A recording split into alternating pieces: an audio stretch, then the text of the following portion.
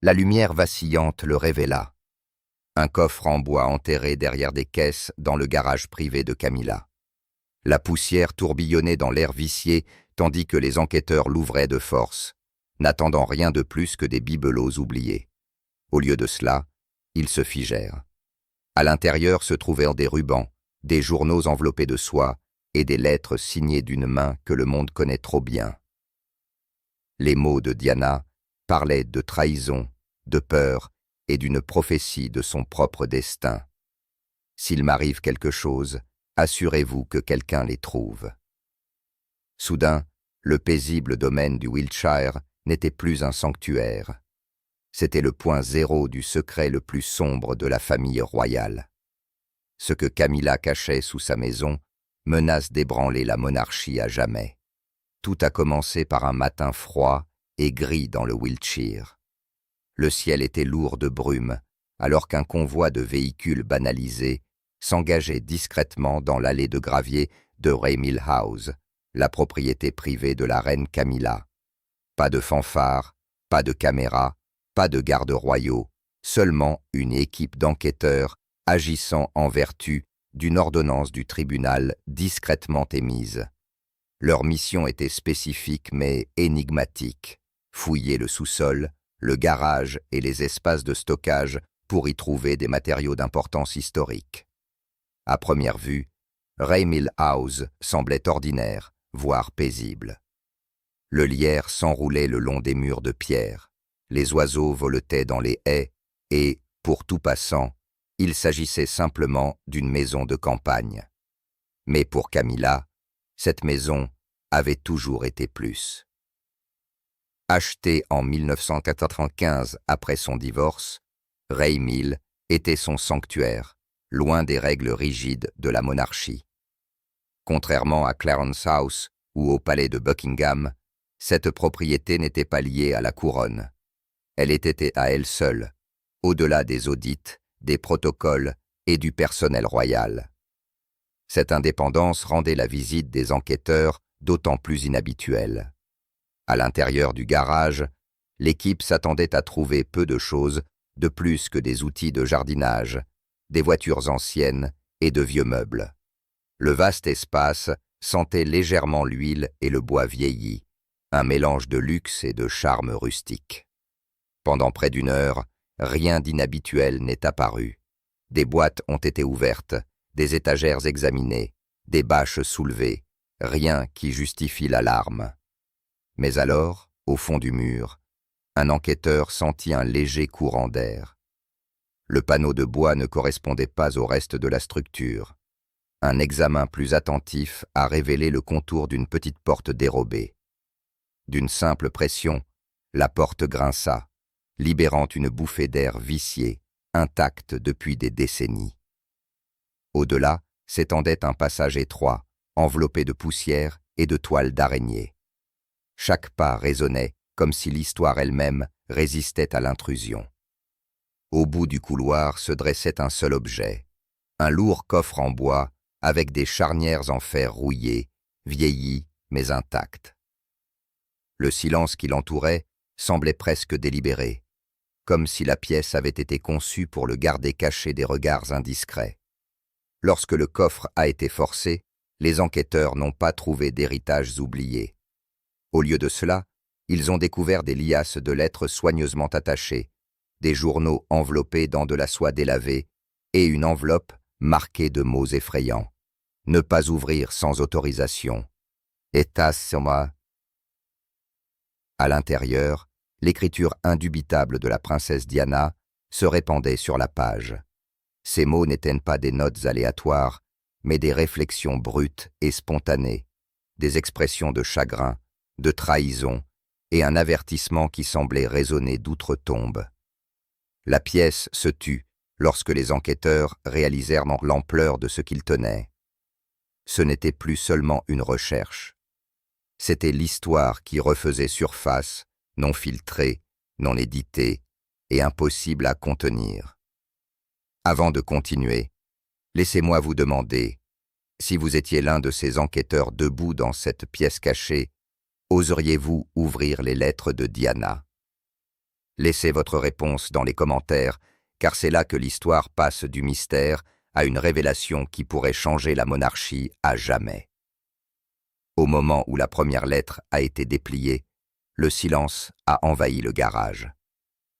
Chaque enquêteur s'est penché plus près, les yeux scrutant l'écriture élégante et indubitable, les courbes des lettres, la pression constante du stylo.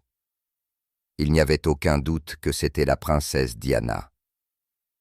Après plus de 2 décennies de silence, sa voix était revenue, non pas à travers des documentaires officiels ou des hommages soigneusement organisés, mais à travers des pages fragiles cachées dans la retraite privée de Camilla. La première entrée était d'une intimité obsédante. Diana décrivait des jours où elle se sentait invisible, une ombre dans sa propre maison. Il y a des jours où je ne me reconnais pas. Les choses qu'il dit de moi résonnent plus fort que les choses qu'il me dit. Et elle est toujours prête, toujours à l'écoute.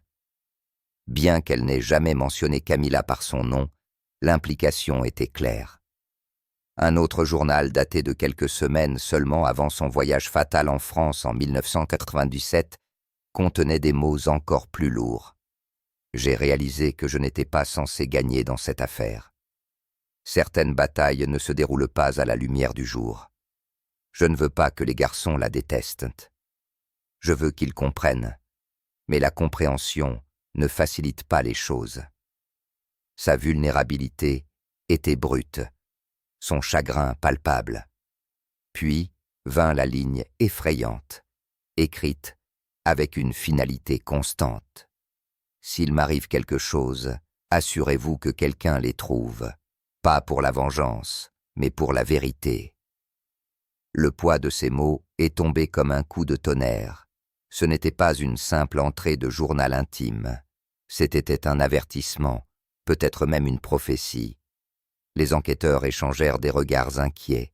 Ils ne manipulaient plus seulement de vieilles lettres. Ils tenaient des confessions d'une femme qui savait qu'elle était surveillée, jugée, peut-être même traquée par des forces bien au-delà de son contrôle. La réalité de l'endroit où ces écrits avaient été découverts n'a fait qu'approfondir le choc. Pourquoi les réflexions les plus intimes de Diana étaient-elles cachées dans le garage de Camilla? Qui les a mis là? Et depuis combien de temps ont-ils été gardés cachés à sa famille?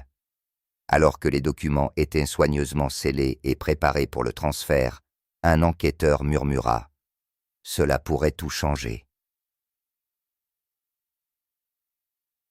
Et elle avait raison. En quelques heures, les appels ont déferlé sur Londres.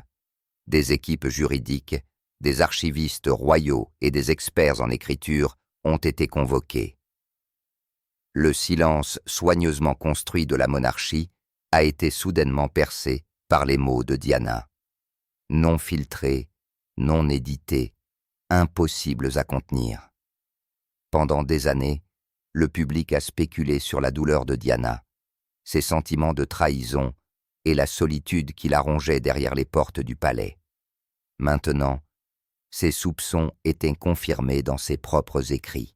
Aucun rédacteur en chef du palais n'avait touché à ces mots. Aucun fonctionnaire royal ne les avait nettoyés pour la consommation publique. C'était la vérité de Diana, brute et inébranlable. Et c'est là que vous, le public, entrez en jeu. Imaginez être William ou Harry, ses fils, découvrant ces pages non pas par le biais de la famille, mais par le biais d'un coffre caché dans la maison de la femme qui se trouvait autrefois au centre du chagrin de Diana. Comment réagiriez-vous? Exigeriez-vous la transparence ou resteriez-vous silencieux pour le bien de la couronne? Faites-nous part de vos réflexions dans les commentaires ci-dessous, car la voix de Diana se fait à nouveau entendre et le monde écoute enfin.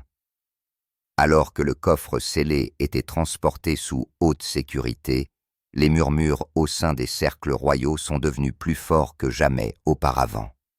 Le palais de Buckingham, habitué à contrôler chaque récit, a soudainement été confronté à une tempête qu'il ne pouvait pas réduire au silence. À l'aube, l'écriture de Diana était déjà examinée par des experts, et la conclusion était unanime, authentique. Chaque courbe, chaque fioriture portait la même intensité émotionnelle pour laquelle elle était connue. C'était comme si la princesse du peuple avait traversé les décennies pour parler à nouveau.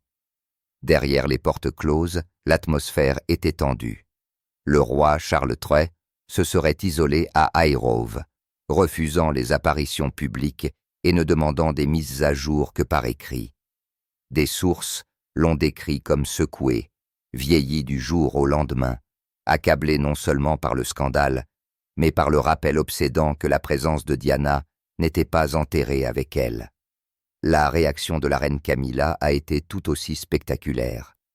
Au départ, elle a rejeté la découverte comme des documents fabriqués ou égarés. Mais lorsqu'on lui a dit que les enquêteurs avaient retiré le coffre de son garage en vertu d'une autorisation légale, sa fureur a éclaté. Les membres du personnel ont rapporté qu'elle accusait ses aides de trahison et de conspiration. Pourtant, au moment le plus révélateur, elle n'a donné aucun démenti, aucune explication sur la façon dont les écrits personnels de Diana se sont retrouvés dans sa propriété privée. Pendant ce temps, les fils de Diana ont été profondément affectés. Le prince William, pressenti comme le futur roi, aurait été ébranlé non seulement en tant qu'héritier du trône, mais en tant qu'enfant de Diana. Ce n'étaient pas seulement des documents historiques, c'était la douleur de sa mère, conservée à l'encre. Le prince Harry, s'exprimant depuis la Californie, a fait une déclaration courte mais puissante. La mémoire de notre mère mérite la transparence, pas la dissimulation. Certaines choses ne devraient jamais être cachées à la famille. Ces mots ont fait des vagues dans les médias, amplifiant l'indignation mondiale. À l'extérieur des murs du palais, le public a réagi avec intensité. Des foules se sont rassemblées avec des fleurs, non pas pour Camilla, mais pour Diana. Des banderoles sont apparues sur lesquelles on pouvait lire « La princesse du peuple parle encore » et « La vérité ne peut pas rester cachée ».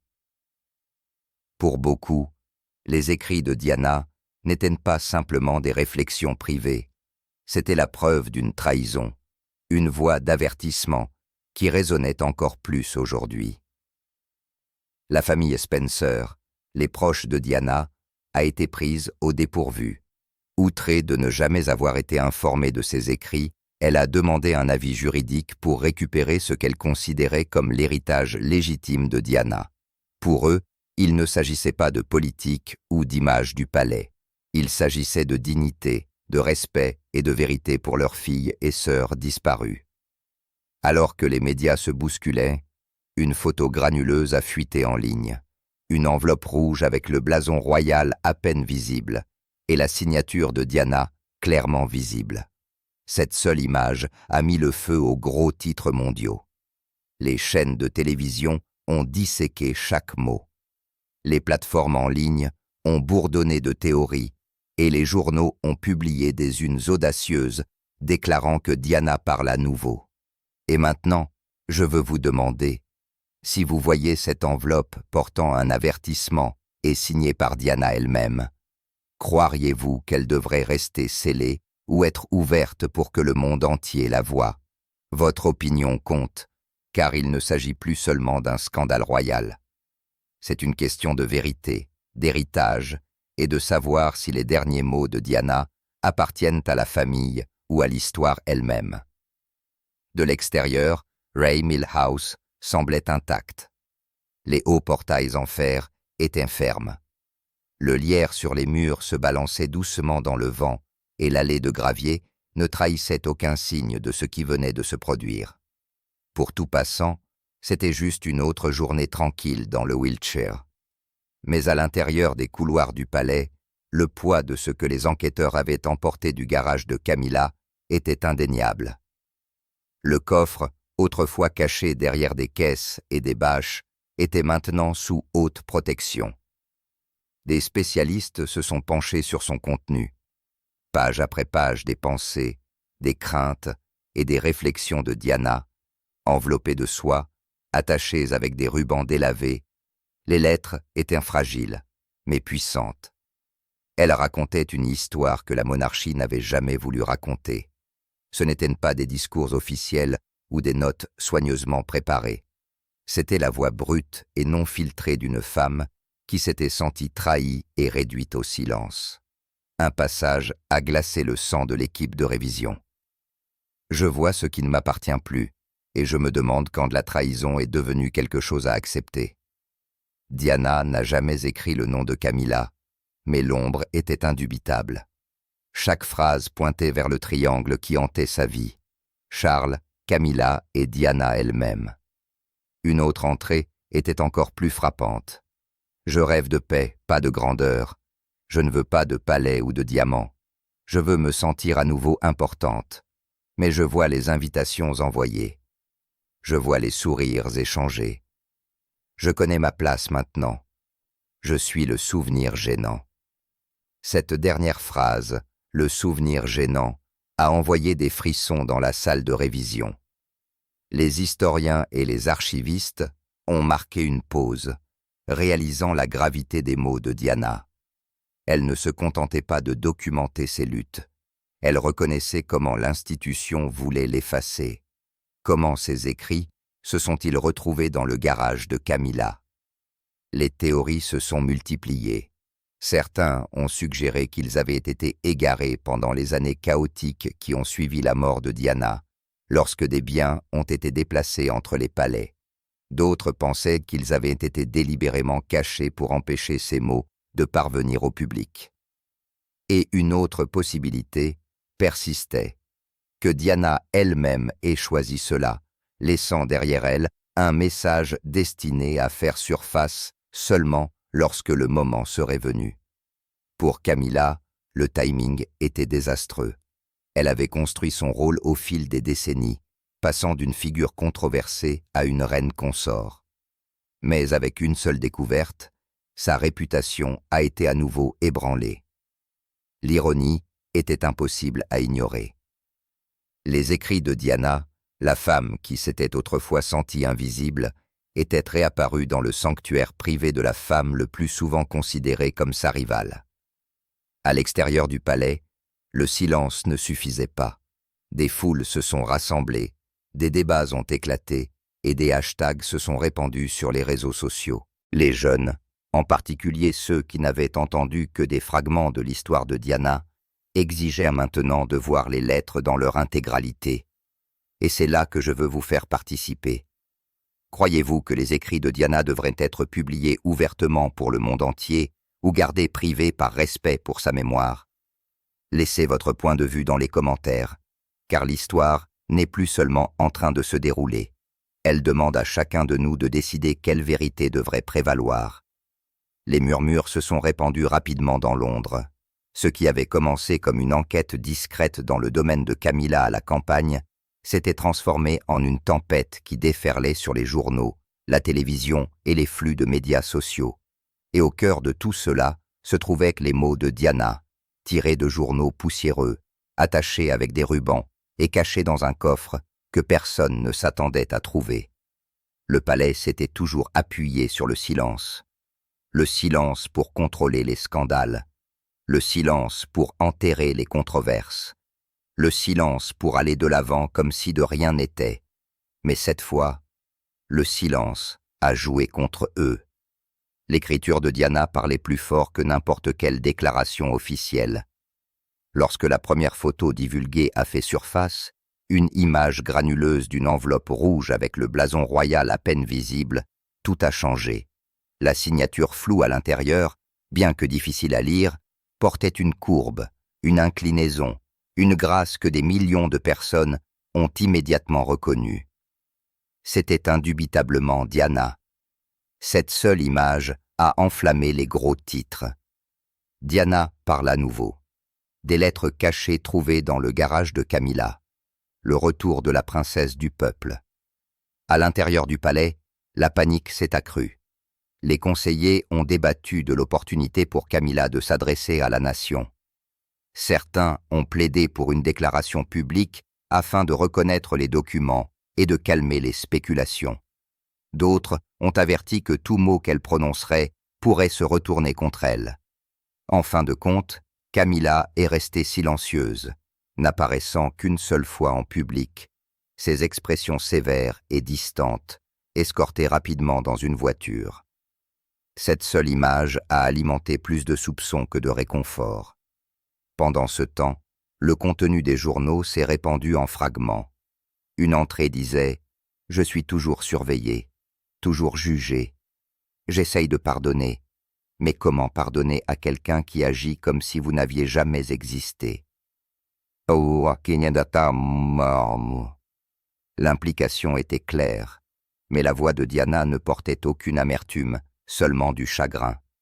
Une autre page glaçante contenait la ligne « Si quelqu'un trouve ceci, j'espère que cela le fera s'arrêter. » Une phrase simple, mais qui a frappé comme un avertissement à travers les générations. Pour William et Harry, la découverte était plus que de l'histoire. C'était la vérité non filtrée de leur mère, cachée d'eux pendant des années. Imaginez un instant être à leur place, les réflexions les plus intimes de votre mère, sa douleur, ses avertissements, non pas remis avec amour ou souvenir, mais trouvés enfermés dans la maison de la femme, même qui l'a remplacée. Le poids émotionnel dépasse l'entendement. La colère du public a explosé devant le palais de Buckingham. Les fleurs se sont à nouveau empilées comme en 1997. Cette fois, non pas en signe de deuil pour sa mort, mais en signe de solidarité avec sa voix. Des manifestants ont brandi des pancartes « Justice pour Diana »,« Plus de secrets » et ces mots comptent. En ligne, des hashtags se sont répandus dans le monde entier. Diana parle et la vérité pour la princesse ont été en tête des tendances pendant des jours. La famille Spencer, les proches de Diana, s'est exprimée. Elle a exprimé son indignation, affirmant qu'elle n'avait jamais été informée des écrits et a exigé des droits légaux sur leur conservation. Pour eux, ce n'était pas seulement un scandale, c'était une trahison. L'héritage de Diana, ont-ils soutenu, appartenait à ses enfants et à sa famille de sang, et non caché dans le garage de quelqu'un d'autre. Des experts en écriture ont confirmé l'authenticité des documents. Les historiens les ont décrits comme une révélation sismique, une fenêtre sur le monde émotionnel de la figure royale la plus célèbre du XXe siècle. Des équipes juridiques se sont bousculées, débattant de la question de savoir si les écrits étaient une propriété personnelle, des archives royales ou des artefacts historiques appartenant à la nation. Et ainsi, la tempête s'est intensifiée. L'ironie était frappante. Diana, autrefois qualifiée de fragile et de gênante, attirait à nouveau l'attention du monde grâce à des mots qu'elle avait écrits dans la solitude, des mots qui n'étaient jamais destinés à être approuvés par le palais. Maintenant, je me tourne vers vous. Si vous en aviez le pouvoir, rendriez-vous les lettres de Diana publiques pour que tous puissent les lire? Ou les garderiez-vous scellées, protégées uniquement pour ses fils? Partagez vos réflexions dans les commentaires, car c'est plus que de l'histoire. C'est un débat sur l'héritage, la mémoire, et qui décide de la vérité du passé. Au moment où le soleil s'est levé à nouveau sur le palais de Buckingham, la monarchie était confrontée à l'une de ses plus grandes crises modernes. Non pas à cause de la politique, ni à cause de menaces extérieures, mais à cause du retour d'une seule voix, la voix de la princesse Diana. Ces mots tirés de journaux cachés dans le garage de Camilla portaient maintenant plus de pouvoir que les discours prononcés depuis les balcons du palais. À l'intérieur du palais, les divisions se sont creusées. Les conseillers principaux se sont divisés en deux camps. Un groupe a exhorté à un contrôle immédiat des dommages, une déclaration télévisée de la reine Camilla, des excuses pour le malentendu et l'assurance que les écrits étaient en sécurité. L'autre camp a averti que le fait de s'attaquer directement au scandale ne ferait que le légitimer, alimentant la frénésie au lieu de l'apaiser. En fin de compte, la paralysie a gagné. Le palais a choisi sa plus ancienne stratégie, le silence. Mais le silence ne pouvait pas contenir la tempête à l'extérieur. Les sondages ont révélé une forte baisse de la confiance envers la famille royale, en particulier chez les jeunes générations. Pour eux, Diana n'était pas seulement une figure du passé, elle était un symbole de vérité, de vulnérabilité et d'authenticité. Camilla, en revanche, semblait froide, cachée et sur la défensive. Chaque jour, le palais a refusé de répondre. Le fossé entre l'institution et le peuple s'est creusé. Pendant ce temps, la presse s'est régalée. Les grands journaux ont publié des éditions spéciales, republiant des extraits des journaux de Diana. Les présentateurs de télévision ont discuté de chaque phrase avec des experts, des historiens et même des analystes du langage corporel. En ligne, les forums ont bourdonné de théories. Les écrits ont-ils été égarés accidentellement ou délibérément cachés pour faire taire la vérité de Diana? Camilla était-elle au courant, ou a-t-elle été aussi prise au dépourvu que le prétendait le palais? La tension a même dépassé les frontières de la Grande-Bretagne. Les réseaux internationaux, des États-Unis à l'Australie en passant par le Brésil, ont consacré des heures de couverture, rappelant au monde l'influence durable de Diana. Des veillées aux chandelles ont eu lieu non seulement à Londres, mais aussi à Paris, New York et Toronto. C'était comme si la voix de Diana avait de nouveau franchi les frontières, unissant des inconnus sous son histoire de douleur et de résilience. L'impact sur le roi Charles III a été sévère. Des sources proches du palais l'ont décrit comme renfermé, incapable d'affronter la presse ou le public. Certains ont murmuré qu'ils craignaient que ce scandale ne ternisse à jamais son règne. D'autres ont affirmé qu'il était discrètement furieux, dirigeant sa colère non seulement contre Camilla, mais aussi contre les conseillers qui n'avaient pas réussi à contenir la découverte avant qu'elle n'atteigne les médias. Et puis sont venues les réactions des fils de Diana. Le prince William, prudent et mesuré, est resté largement silencieux en public. Mais des initiés ont révélé qu'il était secrètement dévasté. Ses écrits n'étaient pas seulement de l'histoire. C'étaient les mots de sa mère qui lui avaient été cachés pendant des décennies. Le prince Harry, cependant, a été beaucoup plus direct. Sa déclaration « La mémoire de notre mère mérite la transparence, pas la dissimulation » a profondément résonné auprès de millions de personnes. Pour beaucoup, les mots de Harry ont capturé exactement ce qu'il ressentait. Pour la famille Spencer, le scandale était personnel. Ils ont exigé que les écrits de Diana soient restitués à ses parents de sang et non thésaurisés dans les archives royales. Les équipes juridiques ont préparé des demandes formelles, encadrant l'affaire non pas comme une affaire royale, mais comme une trahison familiale.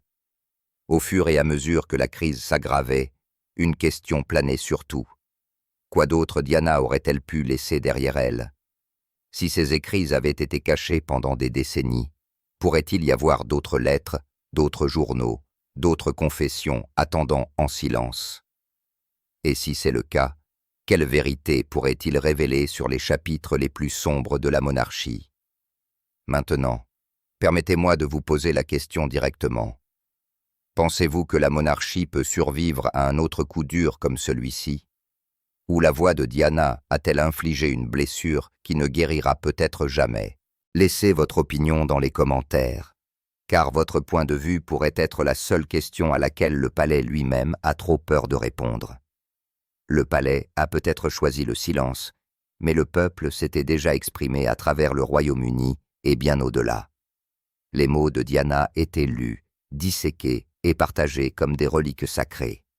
Le coffre ne contenait pas seulement ses réflexions privées, il avait déclenché un raz-de-marée d'émotions qu'aucun bureau de presse ne pouvait contrôler.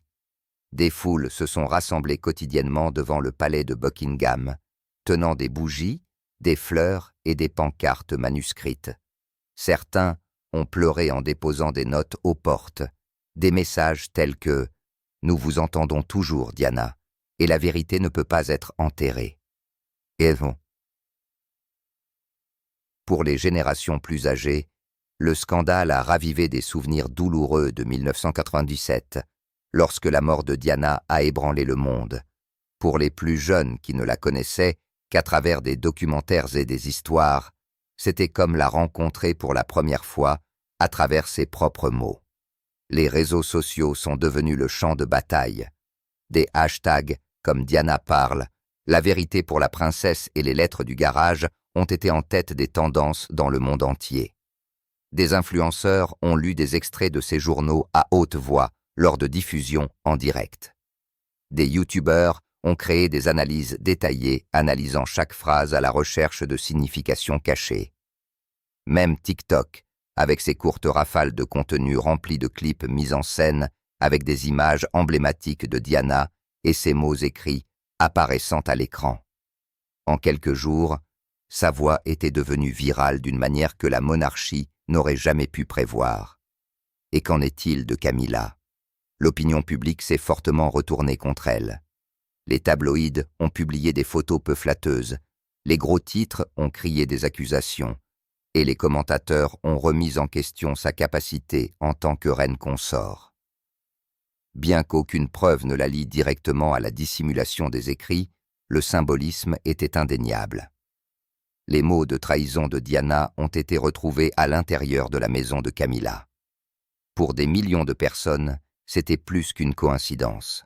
C'était la confirmation de tout ce qu'ils croyaient depuis longtemps au sujet du triangle qui avait défini les potins royaux pendant des décennies. Dans le même temps, des débats ont éclaté parmi les universitaires et les historiens. Ces écrits doivent-ils être considérés comme personnels, destinés uniquement à la famille de Diana, ou appartiennent-ils au monde en tant que documents historiques? Les universités ont tenu des panels d'urgence. Les biographes royaux ont réécrit des chapitres du jour au lendemain et les chaînes de télévision ont promis des émissions spéciales en plusieurs parties. Devant le tribunal de l'opinion publique, Diana avait déjà gagné. Mais devant le tribunal de la loi, la bataille ne faisait que commencer. Pendant ce temps, la famille Spencer a intensifié sa lutte. Ils ont embauché les meilleures équipes juridiques, déposant des réclamations formelles pour prendre la garde des lettres de Diana. Pour eux, il ne s'agissait pas seulement de propriété, il s'agissait de confiance. Comment ces pensées les plus intimes pouvaient-elles être laissées dans le garage de Camilla, cachées à ses fils et à sa lignée? Leur déclaration à la presse a été tranchante. La voix de Diana appartient à sa famille, pas à ceux qui l'ont réduite au silence. À l'intérieur du palais, la tension a atteint son point de rupture. Les conseillers ont averti le roi Charles III que son règne risquait d'être éclipsé par le passé. Il a annulé ses apparitions publiques, restant isolé à Highgrove. Certains initiés ont murmuré qu'il craignait d'affronter des foules qui criaient maintenant le nom de Diana plus fort que le sien. Pourtant, même dans le silence, la monarchie ne pouvait échapper à la tempête. Les réseaux internationaux ont présenté le scandale comme un symbole du changement générationnel. Les anciennes méthodes de secret s'opposant à une demande moderne de transparence. Diana avait autrefois été appelée la princesse du peuple. Maintenant, ces mots rappelaient à tout le monde pourquoi. Et c'est là que je veux vous faire participer. Si vous aviez vécu à l'époque de Diana, pensez-vous que vous auriez pris le parti du silence du palais ou celui de sa lutte pour la vérité? Partagez vos réflexions dans les commentaires, car cette histoire ne concerne plus seulement le passé. Il s'agit de la façon dont nous choisissons aujourd'hui de nous en souvenir. Au cours de la dernière semaine du scandale, une vérité était devenue inévitable. Diana n'était plus un souvenir confiné aux livres d'histoire ou aux documentaires. Elle était de retour, sa voix résonnant à travers les mots qu'elle a laissés derrière elle, perturbant une monarchie qui avait essayé pendant des années de contrôler le récit. Les enquêteurs qui ont ouvert ce coffre ne s'attendaient jamais à déclencher une tempête de cette ampleur. Ce qui avait commencé comme une inspection discrète du garage de Camilla était devenu un spectacle mondial avec des millions de personnes exigeant des réponses. Comment ces lettres étaient-elles restées cachées si longtemps? Qui les a placées là? Et surtout, que voulait Diana que le monde sache? Les experts se sont penchés sur chaque phrase. Ces mots n'étaient pas écrits pour la politique ou la performance, mais pour la survie. Elle a parlé de trahison, de solitude et de peur, mais aussi d'espoir pour ses fils. L'entrée qui a le plus résonné disait « Si je disparais, j'ai besoin que quelqu'un comprenne la vérité. Pas les gros titres, pas les apparitions mises en scène, la vraie histoire. » Pour beaucoup, ce n'était pas seulement le journal de Diana. C'était son témoignage, sa voix réduite au silence de son vivant, mais défiant son héritage. Plus les gens lisaient, plus ils sentaient sa présence. Les foules ont grossi devant les résidences royales, scandant son nom, laissant des fleurs et des lettres, comme si la tragédie de 1997 s'était produite hier. À l'intérieur du palais, la pression était suffocante. Le roi Charles est resté isolé, incapable de calmer la tempête. Camilla, autrefois considérée comme une figure qui avait soigneusement reconstruit son image, était maintenant confrontée à des critiques incessantes. Les commentateurs se sont demandé si elle pourrait un jour regagner la confiance du public. Même ses partisans ont eu du mal à défendre son silence. Mais au-delà des murs du palais, quelque chose de plus grand se produisait. L'héritage de Diana n'était plus contrôlé par les bureaux de presse royaux ou les commémorations officielles. Il était vivant dans la voix des gens ordinaires, ceux qui se souvenaient de sa compassion, de son humanité et de son refus d'être réduite au silence. Ces mots sont devenus un cri de ralliement non seulement contre le secret au sein de la monarchie, mais aussi contre l'injustice dans les institutions du monde entier. La famille Spencer a redoublé d'efforts, déterminée à protéger l'héritage de Diana.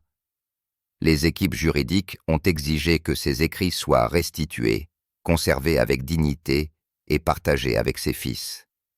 Les historiens ont appelé à la transparence, arguant que les mots de Diana étaient trop importants pour être enfermés à nouveau. Des militants ont organisé des pétitions, recueillant des millions de signatures dans le monde entier, exigeant que les lettres soient publiées dans leur intégralité. Pendant ce temps, William et Harry se tenaient au centre de tout cela. Pour eux, la découverte était profondément personnelle. Il ne s'agissait pas de politique ou d'histoire, il s'agissait de leur mère. Des initiés ont révélé que les deux frères, malgré leurs différends, étaient d'accord sur une chose. La voix de Diana méritait d'être honorée, pas cachée. Pendant un bref instant, la tragédie qui les avait autrefois divisés semblait les unir. L'ironie était frappante. Diana, la femme autrefois qualifiée de fragile et de gênante, avait fait dans la mort ce qu'elle avait eu du mal à accomplir de son vivant. Elle a forcé la monarchie à écouter. Ces mots, écrits dans la douleur, ont maintenant façonné l'avenir de l'institution même qui a tenté de la faire taire. Et ainsi, l'histoire se termine là où elle a commencé, pas avec Camilla, pas avec Charles, mais avec Diana.